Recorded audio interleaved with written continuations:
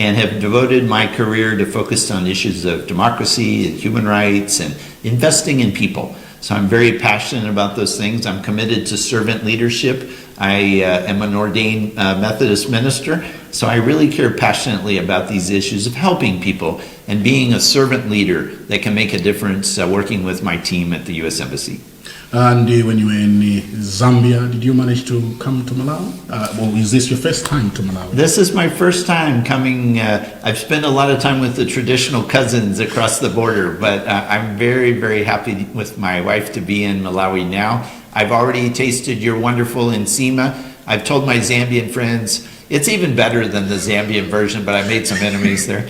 I'm rooting for the Flames on Sunday. I'm leading a big group from the U.S. Embassy to go root for your football team. So we're having a wonderful experience. I visited Lake Malawi and really, already? I've already been there and love the beauties of this country.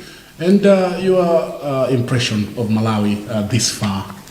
Yeah, I think it's, truly a friendly, warm, and welcoming country, and I think it really deserves the warm heart of Africa nickname. The thing that I would say is that, we're making a lot of progress in our partnership together. I'm very, very proud of that. But at the same time, I think there's more work to be done. I've been very struck by the challenges of poverty and marginalization and corruption, which are big challenges for the country going forward, and we look forward to partnering to make a difference in those areas. Let's quickly talk about the support that the American government gives to Malawi. We have now a challenge of the Ukraine and Russian war going on, and the worry amongst the folks here is that maybe the whole attention will be channeled towards the war, and that maybe in the long run Malawians might be forgotten. What assurances do you have for the support that the American government gives to Malawi, and whether it will continue or not in the ongoing war in the West? Sure. Well, I first off should really mention the deep appreciation of the United States and the American people to the Ukrainian people as they struggle with the Russian invasion of Ukraine. Malawi has been a steadfast partner of the United States and freedom-loving people around the world in opposing the Russian invasion, and we deeply appreciate that as fellow democracies. I can assure you that our cooperation is deep and broad. It's continuing, and it will continue.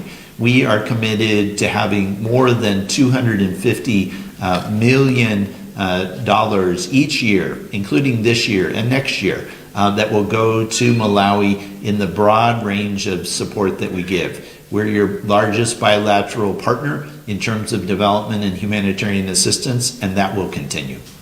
And whilst you are supporting Malawi, there are also concerns, Your Excellency, about the fight on corruption.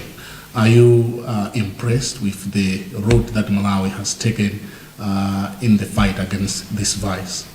I think that the efforts of President Chakwera and the administration to highlight corruption as a major problem and to take steps to fight against it are very important.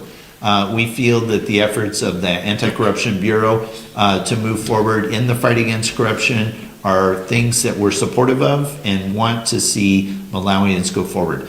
Ultimately, the fight against corruption is a fight that Malawians have to advance. We are supportive in the background and are looking for ways that we can be supportive of your efforts going forward. But fighting corruption is absolutely key to all the governance challenges you face in terms of improving the economy moving forward. If you have to fight corruption to improve the economy and lift people out of poverty. You just mentioned there that the fight is something that Malawians have to support. Would you be kind enough to tell us how Malawians can support the fight? I think that there needs to be zero tolerance for corruption. Yeah. It's a pervasive problem in the country here. And I think that people need to recognize that the ways of doing business in government and the private sector and, at other organizations, it cannot rely on corrupt, under-the-table dealings. And people need to have zero tolerance for it. there needs to be strong support for the Anti-Corruption Bureau and the efforts it's making going forward.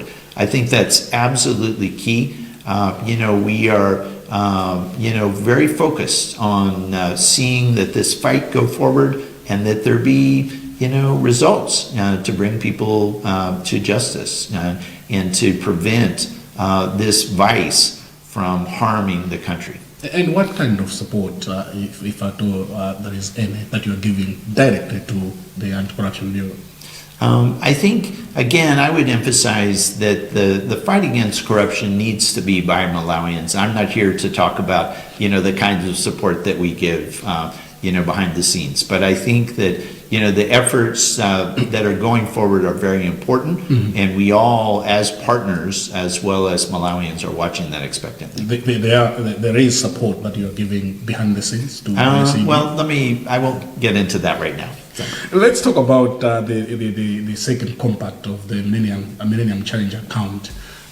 Where are we? We hear that in the next few months, Malawi might be able to receive this compact. Are these reports true? Yeah. In September, we will officially announce the second compact that we're moving forward under the Millennium Challenge Compact. And this compact is going to have to do with the road network, agriculture, making sure that farmers and others in rural communities have the opportunity to bring their crops to market.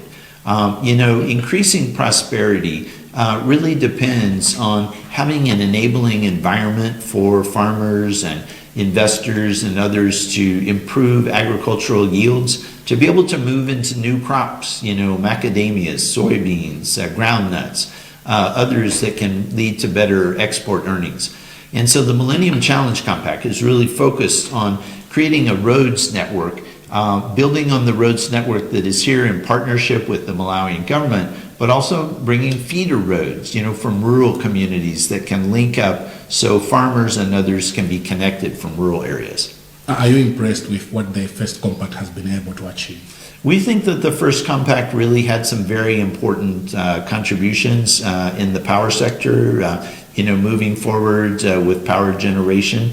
Clearly it's been a partnership, and, the efforts that we've achieved going forward are important. But, we all know that the power and energy challenges for Malawi continue, and there needs to be other efforts to move forward in that regard. You are very passionate about soccer. You mentioned in your introductory remarks. What kind of support do you think Malawian sport fraternity can receive also from the American government? Oh, in terms of the football? Yes. Well, I think that you will have my moral support.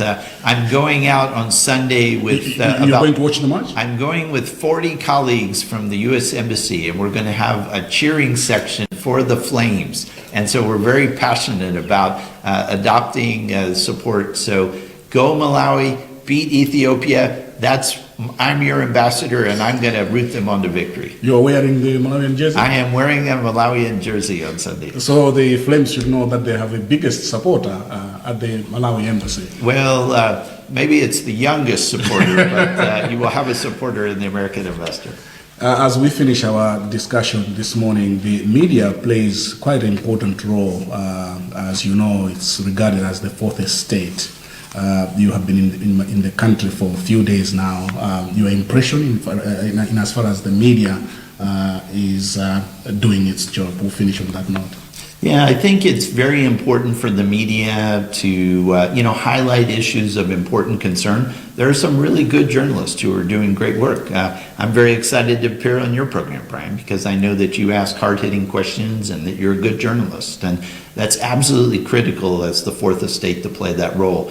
I would just say that, one of the issues that I think journalists, including you, we should highlight more is some of the challenges of extreme poverty here in Malawi. Because I visited yesterday a UNICEF feeding center that the United States government helps support.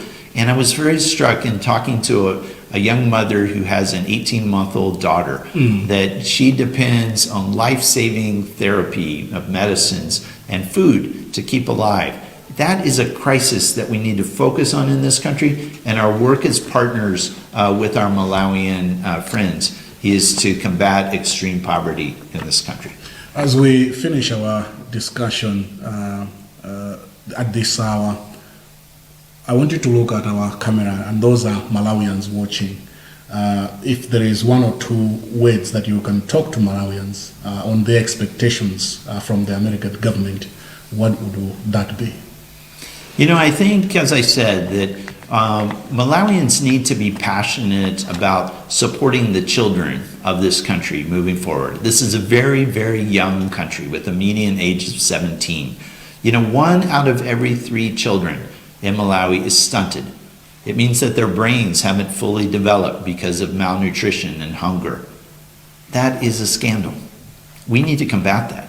And we need to support better economic activity, a better and enabling environment for businesses and investment so we can create jobs to improve the lives of people in this country. We have to fight corruption because corruption steals from those children. And I think moving forward, I am very passionate in my 3 years here that we work together to fight against extreme poverty, fight against corruption, improve governance, so the children, the girls and the boys of Malawi will have a better future because of our partnership and our work together. I'm committed to that. We're investing a lot of money. We have 350 people in our embassy who work on this, and we are committed to moving forward together in partnership. Ambassador David Young, thank you very much for finding time to talk to us here at Times Television.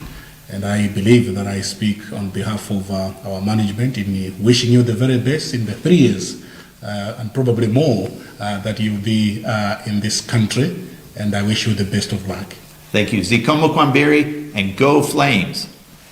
Well, on that note, we conclude this special edition of Times Special here on Times Television. We are privileged today to have His Excellency Ambassador David Young, the newly introduced ambassador to Malawi for the American government. On behalf of Times Television, we thank you for joining us at this hour, and from all of us here at Times Television headquarters in Blantyre, wishing you the very best of the day. My name is Brian Banda. Goodbye.